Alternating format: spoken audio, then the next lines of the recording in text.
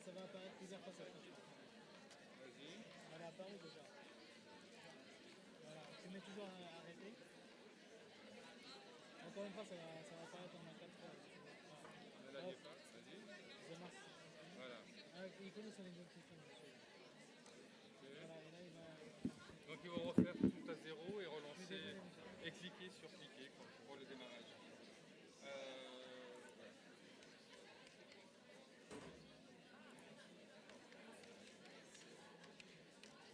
Mais s'il n'a pas arrêté, c'est pas grave. Il y a juste la Oui, surprise de 5 minutes. Bon, parce que vous m'avez dit que vous alliez l'arrêter, c'est pour ça que non, mais c'est pas.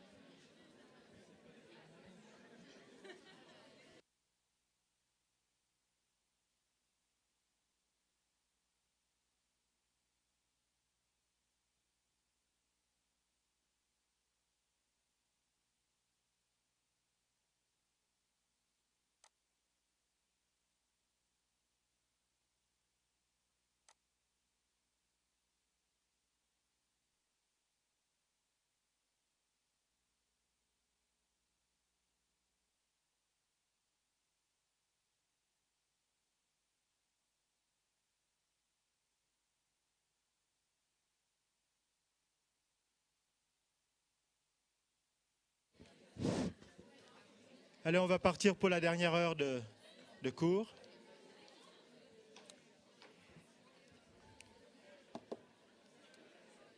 Et donc, du cortex cérébral, eh bien, nous allons avoir des neurones que l'on appelle des neurones du système descendant. Ces neurones du système descendant sont encore appelés des motoneurones suprasegmentaires. Ça se trouve au-dessus des segments médulaires. Et ces neurones ont leur corps cellulaire soit dans le cortex, soit dans le tronc cérébral. Ces neurones vont descendre donc, et ces neurones suprasegmentaires vont descendre pour s'articuler dans la substance grise de la moelle avec les interneurones ou bien avec les motoneurones alpha.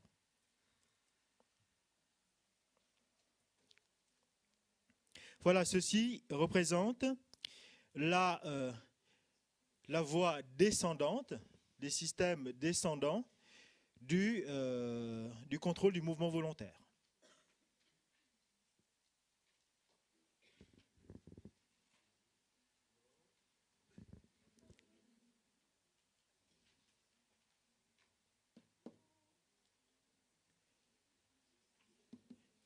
Maintenant, on va voir les noyaux gris de la base ou encore les noyaux centraux.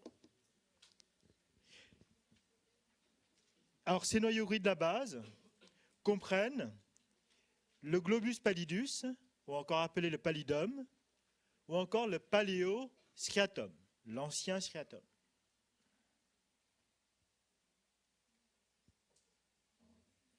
Le globus pallidus qui se trouve sur cette région interne.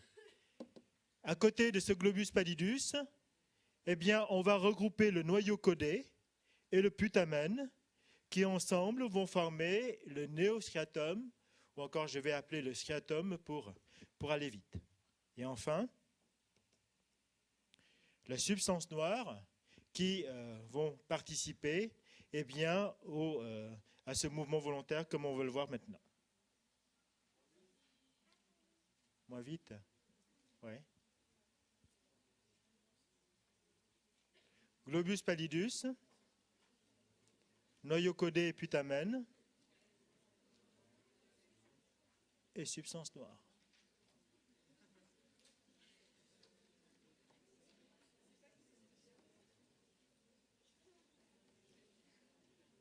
Toujours le même schéma, mais cette fois-ci, nous allons voir ce qui est plus important, parce que, en fait, j'allais vite tout à l'heure, parce que ce sont des notions que vous apprenez normalement en anatomie. Maintenant, voyons les fonctions physiologiques de ces noyaux gris centraux. Premièrement, ces noyaux gris centraux permettent la coordination des contractions lentes et durables des muscles posturaux.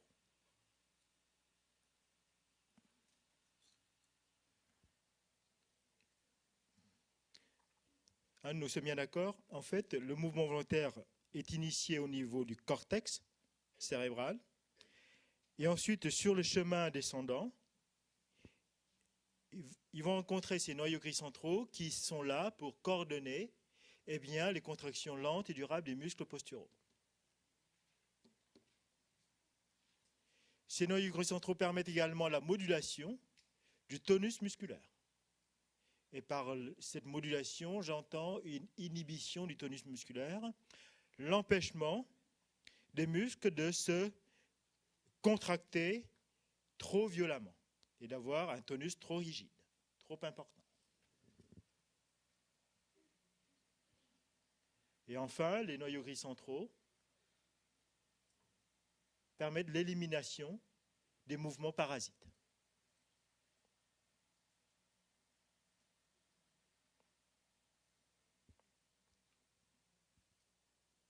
Coordination des contractions lentes et durables des muscles posturaux, la modulation par l'inhibition du tonus musculaire et la suppression des mouvements parasites. En quelque sorte, ces noyaux gris centraux, si vous voulez, sont là pour affiner le mouvement volontaire initié au niveau du cortex cérébral. Donc, ils vont permettre à ces mouvements volontaires d'être plus fins, de se débarrasser de tout ce qui est parasite. Nous savons que dans une maladie telle que la maladie de Parkinson, les structures et les voies de conduction nerveuse au niveau de ces noyaux gris centraux sont perturbées et nous allons essayer de déduire les conséquences cliniques à partir de cette connaissance physiologique. Si vous avez une perturbation de ces noyaux gris centraux, vous allez avoir une absence de mouvement,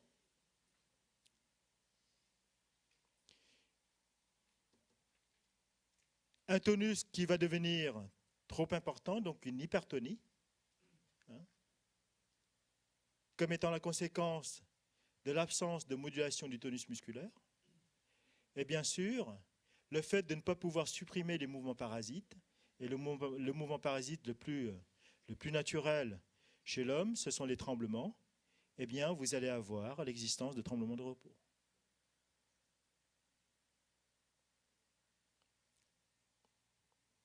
L'existence de ce tremblement de repos est à distinguer de l'existence de tremblements intentionnels, tel qu'on peut le voir dans d'autres types de pathologies nerveuses et qu'on le reverra demain.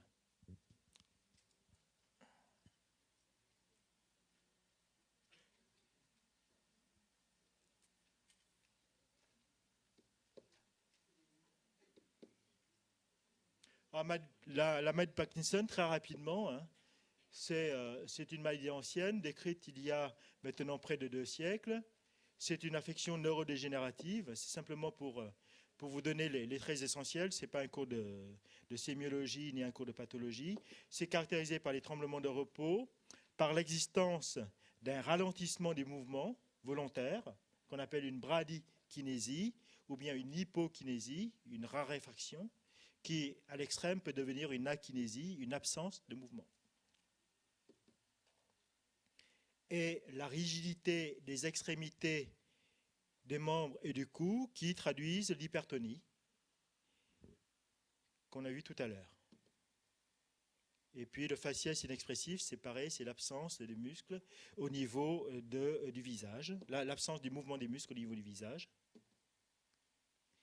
Et surtout, ce qui nous intéresse ici, c'est que ces symptômes qui sont dus à une lésion au niveau des noyaux gris centraux et le substratum anatomique, c'est une dégénérescence des neurones dopaminergiques de la substance noire.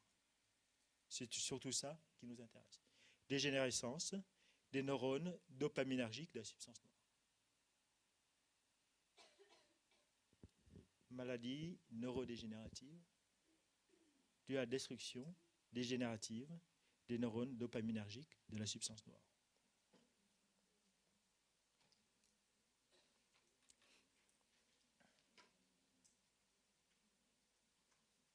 Bien.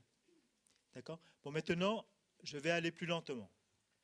Si j'étais allé vite, c'est tout simplement parce que tout ceci, vous pouvez le trouver dans les livres.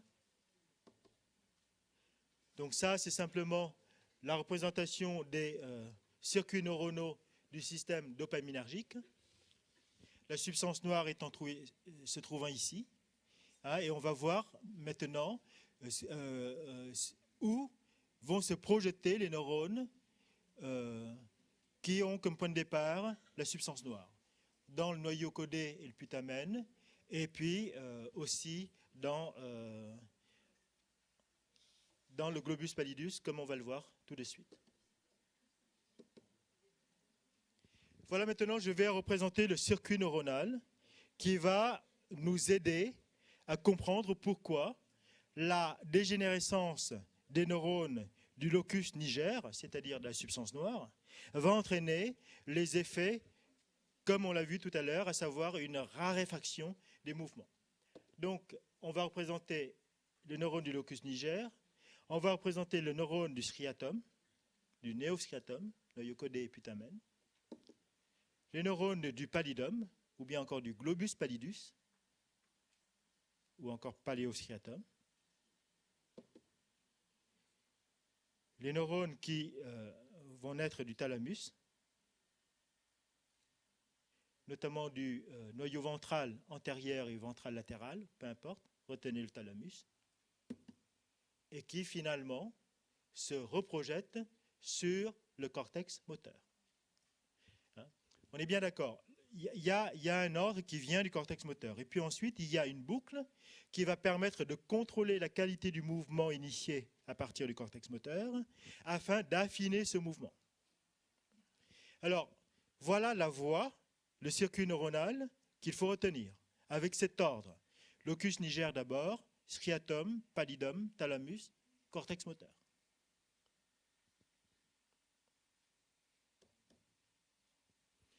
La première chose à retenir, c'est que les neurones issus du striatum, que ce soit le néostriatum ou bien le paléostriatum, sont des neurones inhibiteurs GABAergiques.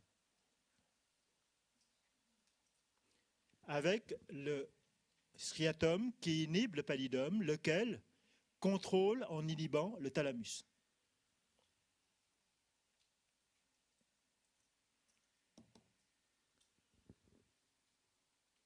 Les neurones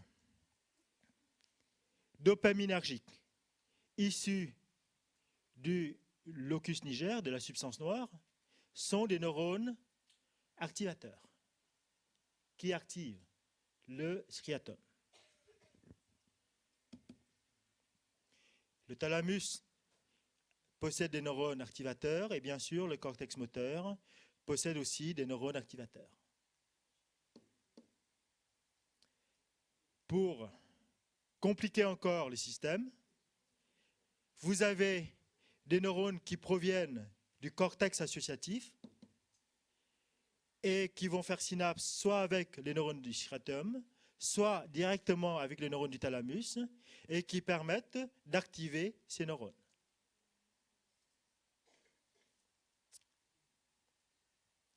Alors, sur ce schéma, bien sûr, ce qui est compliqué se trouve au milieu, mais il ne faut jamais perdre à l'esprit que ce qui va régler le mouvement volontaire, c'est le neurone qui vient du cortex moteur, et ce qui va contrôler l'ensemble, ce sont les neurones du locus niger. Et en bas, j'ai représenté l'activité électrique au niveau de ces différents neurones, le neurone du striatum, le neurone du pallidum, le neurone du thalamus et le neurone du cortex moteur, avec la ligne de base qui est représentée ici. Et sur ceci, une chose à retenir par cœur malheureusement, c'est que c'est l'existence d'une activité dite tonique au niveau du pallidum. Alors l'activité tonique veut simplement dire l'existence de décharge, l'existence de potentiel d'action spontané, continu, au niveau de ces neurones du pallidum. Une activité tonique.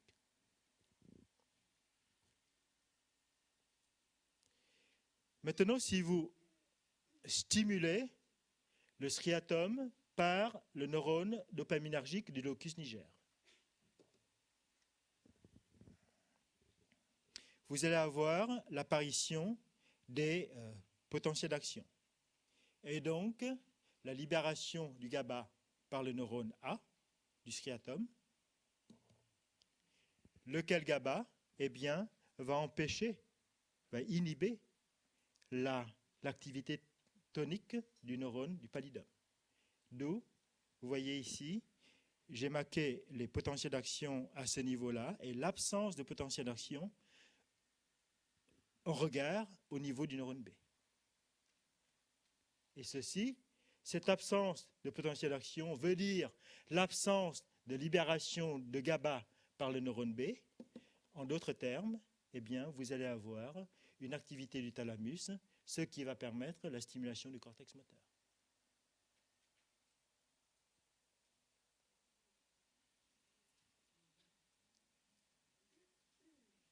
Et donc, si on prend un petit peu de recul et si on revoit ce schéma qui est un schéma fondamental, à partir duquel tout le reste de notre raisonnement va se bâtir, sur lequel tout le reste de notre raisonnement va se bâtir pour comprendre la physiopathologie de cette maladie de Parkinson et puis d'une autre maladie qu'on appelle la maladie de Huntington. Alors, si on prend le recul, on s'est dit qu'au repos, c'est-à-dire en l'absence de mouvement, l'absence de mouvement est due simplement au fait que ces neurones GABAergiques du pallidum ont une activité tonique qui permettent l'inhibition du thalamus, lequel, eh bien, ne peut plus stimuler le cortex moteur. Donc, absence de mouvement. Maintenant, pour qu'il y ait mouvement, il faut qu'il y ait stimulation par les neurones du locus niger, inhibition du neurone B, et donc activation du neurone C et du neurone D. Et ce phénomène est appelé un phénomène de levée d'inhibition. On est d'accord? On lève l'inhibition exercée par le neurone B. C'est un phénomène de levée d'inhibition.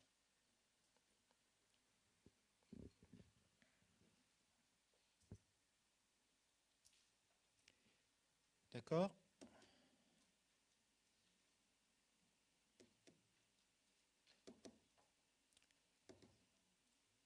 Dans la maladie de Parkinson, qui est caractérisée par une dégénérescence des neurones du locus niger.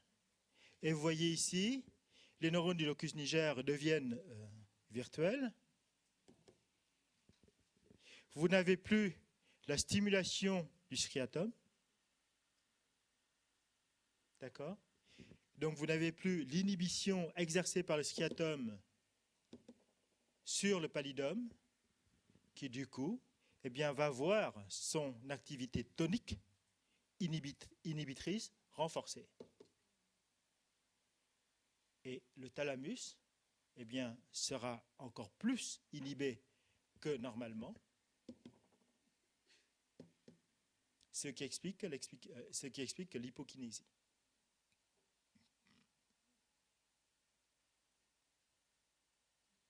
Alors, là-dessus, c'est une hypokinésie, mais ce n'est pas une akinésie, ou bien ce n'est pas une paralysie complète.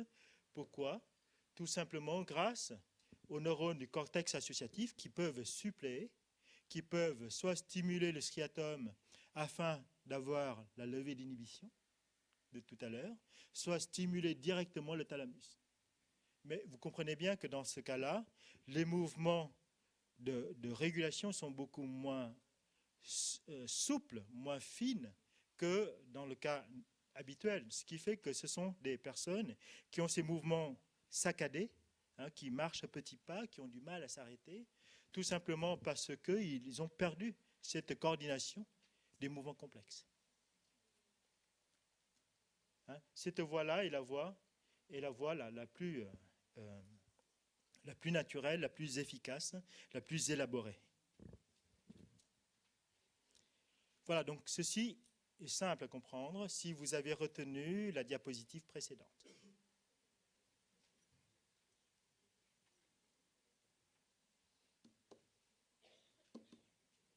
Maintenant, je vais parler d'une autre maladie qui est la maladie de Huntington. Alors, c'est une maladie qui, en fait, est caractérisée par l'incapacité d'adapter des actes moteurs complexes avec des gestes machinaux et surtout à un stade avancé avec des mouvements brusques et inopinés qui peuvent se décliner soit en l'existence de dystonie, de mouvements de torsion répétés et involontaires responsables de postures anormales, soit d'athétose, de mouvements de torsion limités aux membres. En d'autres termes, ce sont des personnes qui ont des mouvements incontrôlés, d'amplitude relativement importante, et qui peuvent se traduire par une hyperkinésie. C'est le contraire, l'inverse de l'hypokinésie de la maladie de Parkinson. Ce sont des gens qui lancent des grands mouvements sans qu'eux-mêmes puissent les contrôler.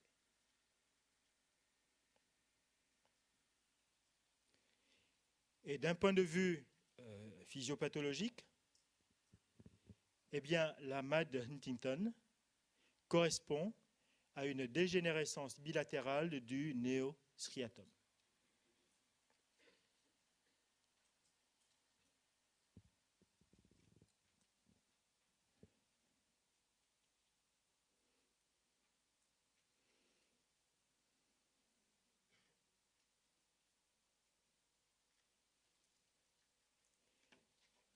Donc, Parkinson, c'est le locus niger qui est touché.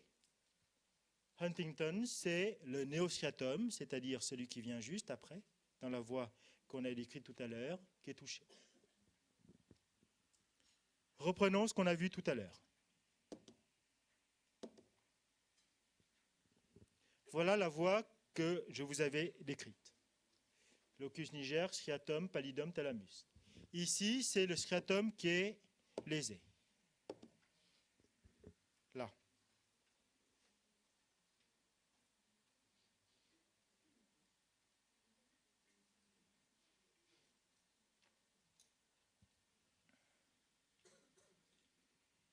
À votre avis, ceci devrait aboutir à une hyperkinésie ou bien une hypokinésie? Hypo. On est d'accord.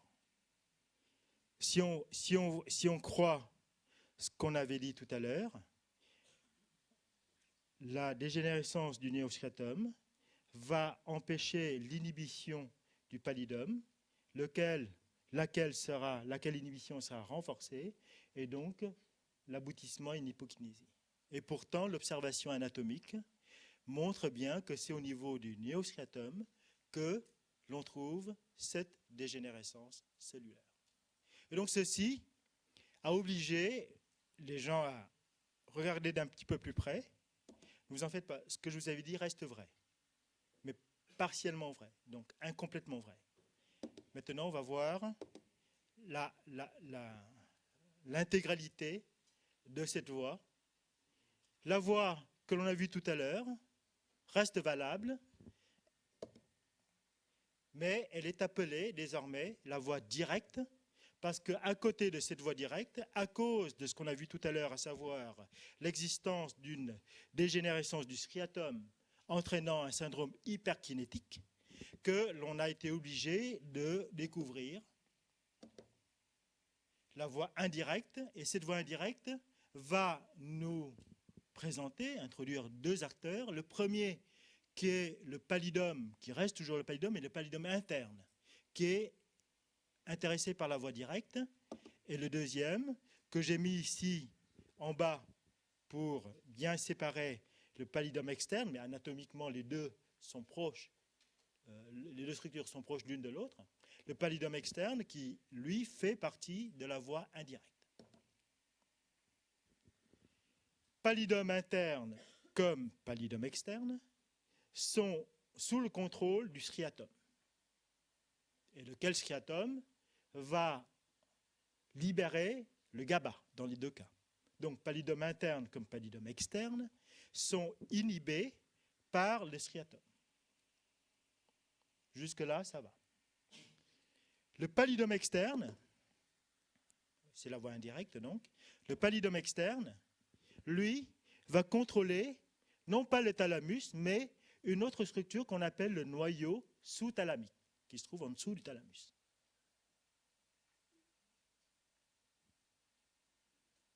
Et à votre avis, le pallidum externe contrôle ce noyau sous-thalamique par un contrôle positif ou négatif? Négatif, parce que c'est la même structure que le pallidum interne. D'accord? Le pallidum interne, il sécrète du GABA. Le pallidum externe, il sécrète également du GABA. Et que ce noyau sous-thalamique, lui, il se reprojette sur le pallidum interne. Donc vous avez une boucle ici. Et ce noyau sous-thalamique, lui, va contrôler le noyau interne de façon positive.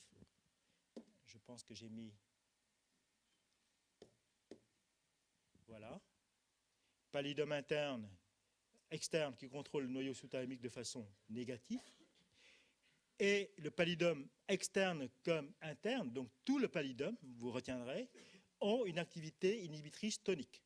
Donc ils contrôlent les deux de façon constitutive, permanente. Le noyau sous-thalamique, lui, se reprojette sur le pallidum interne et le contrôle de façon positive. Comme le thalamus sur le cortex moteur.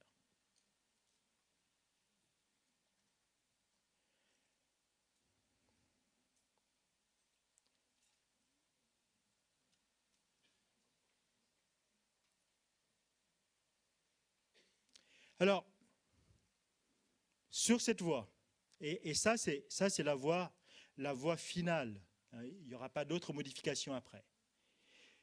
Reprenons un petit peu de recul et voyons ce que cela veut dire, ce que cela représente. Eh bien, vous voyez que par la voie directe, vous allez, par une levée d'inhibition, pouvoir induire un mouvement. Maintenant, cette levée d'inhibition se fait sur le pallidum interne. Et sur le pallidum interne, vous voyez qu'il y a en fait deux influences contradictoires. Une influence directe inhibitrice par le striatum et une influence indirecte qui sera activatrice. Parce que là, vous inhibez quelque chose qui inhibe, donc vous allez activer le pallidum interne. Vous me suivez là? Donc le pallidum interne, lui, il est soumis à une inhibition directe par le striatum et puis une inhibition indirecte en passant par le pallidum externe, par le noyau sous-thalamique. Il est soumis à une influence positive. Ce qui nous permet de faire quoi? Eh bien, d'initier un mouvement, de faire le mouvement et puis de l'arrêter lorsqu'il le faut. Et pour arrêter le mouvement, il suffit que le noyau sous-thalamique ici soit activé, donc ne soit plus inhibé, et l'activation du noyau sous-thalamique va renforcer l'inhibition et d'arrêter le mouvement. C'est ainsi que vous allez pouvoir avoir des mouvements qui s'initient, qui s'arrêtent, qui s'initient, qui s'arrêtent de façon harmonieuse. C'est un exemple de boucle qui contrôle l'activité d'un certain groupe de neurones.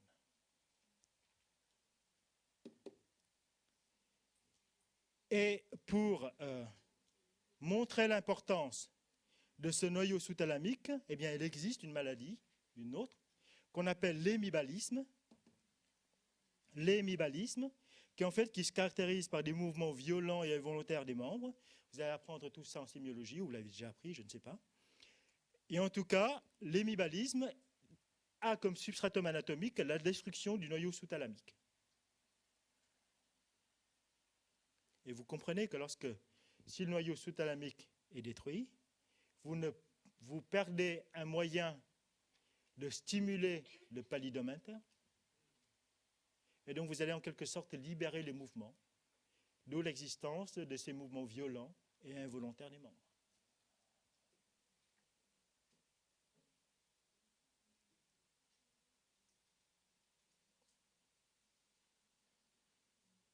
Hey, courage. Il reste encore 2 diapositives.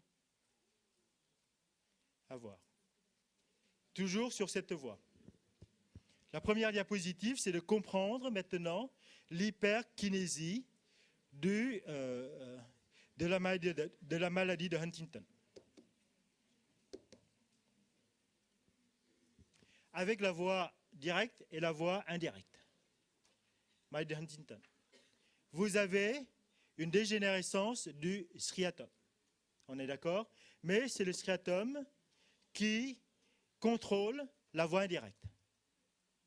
Donc ici, cette voie indirecte sera virtuelle, permettant de renforcer l'inhibition tonique du pallidum externe sur le noyau sous-thalamique, lequel ne peut plus stimuler le pallidum interne, et donc ce pallidum interne va avoir un effet inhibiteur amoindri, permettant d'augmenter l'activité des neurones thalamiques, notamment sous l'effet des neurones du cortex associatif de type gamma ici, et enfin aboutir à l'hyperkinésie.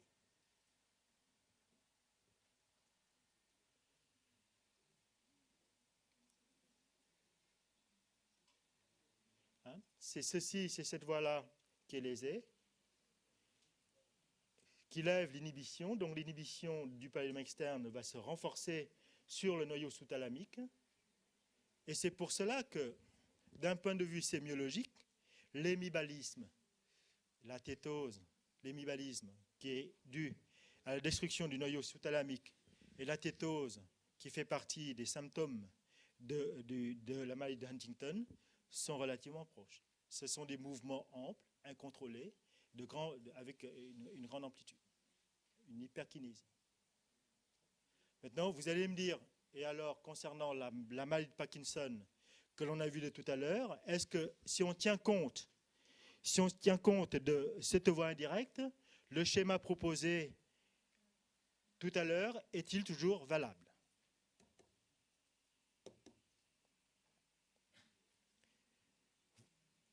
Voilà la voie directe et la voie indirecte. Je reprends, cette fois-ci pour la maladie de Parkinson. La dopamine qui est activateur, donc qui renforce l'effet inhibiteur du striatum, lequel va inhiber l'effet inhibiteur du pallidum interne, donc la levée d'inhibition, permettant la libération, l'augmentation de l'effet activateur du thalamus sur le cortex moteur. Ça, c'est le mouvement. Lorsque la dopamine, lorsque le locus niger est stimulé. D'accord? Cette première voie directe s'exerce grâce à l'effet de la dopamine qui va avoir un effet activateur sur le striatum par l'intermédiaire des récepteurs dopaminergiques de type D1.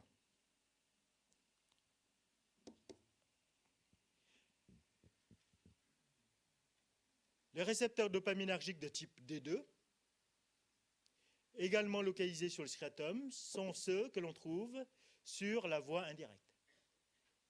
Donc en même temps que vous stimulez la voie directe, la dopamine libérée par le locus niger va inhiber la voie indirecte, et on va voir, si ça inhibe la voie indirecte, vous allez avoir renforcement de l'effet inhibiteur du pallidum externe, diminution de l'effet activateur du noyau sous-thalamique, et ceci va permettre la diminution de l'effet inhibiteur du pallidum interne.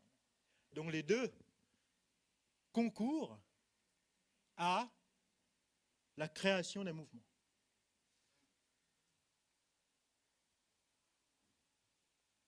Que ce soit par la voie directe ou bien par la voie indirecte. Chez vous, vous pouvez refaire le schéma, mais en supprimant la notion selon laquelle il existe des dopamines, une voie dopaminergique inhibitrice sur le striatum indirect. Si ça stimule également le striatum indirect, vous arrivez à nulle part. Ici, vous allez inhiber, là, vous allez stimuler. D'accord. Donc, il faut bien un mécanisme concordant qui est explicable par le fait de l'existence des récepteurs de type D2, qui sont des récepteurs qui entraînent l'inhibition de la voie indirecte.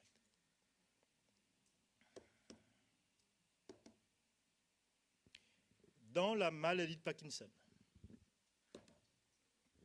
vous allez avoir disparition des neurones dopaminergiques, aussi bien ceux qui stimulent le récepteur D1, donc diminution de l'inhibition du striatum, renforcement de l'inhibition tonique du pallidum interne, diminution de la stimulation du thalamus et hypokinésie. Sur la voie indirecte, comme vous allez avoir disparition de l'inhibition par D2, vous allez avoir une augmentation de l'inhibition de la voie indirecte sur le pallidum externe. Ce qui fait que l'activité d'émission tonique ici va diminuer, renforçant l'activité stimulatrice du noyau sous-thalamique, et ceci renforce donc l'inhibition tonique du pallidum interne sur le thalamus et donc l'hypokinésie. On retombe sur nos pieds. Voilà, donc finalement j'ai terminé plus tôt que prévu. Et vous reprenez ceci avec le diaporama, c'est beaucoup plus simple à comprendre.